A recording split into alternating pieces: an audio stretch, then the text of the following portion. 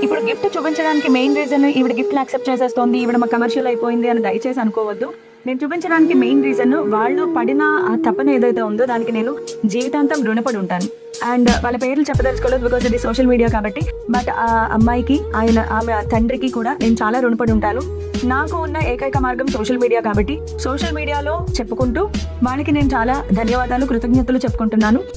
ఇలాంటి పేరెంట్స్ అలాగే ఇలాంటి పిల్లలు ఉండడమే నాకు పెద్ద మోటివేషన్. నేను ఒక టీచర్గా ఇన్ని సంవత్సరాల పాటు కొనసాగుతున్నాను అంటే మీ అందరూ చూపించే ఈ ప్రేమ అభిమానమే. సో అందరితో షేర్ చేసుకోవాలి అని అనిపించింది. సో అందుకే ఈ వీడియో చేస్తున్నాను.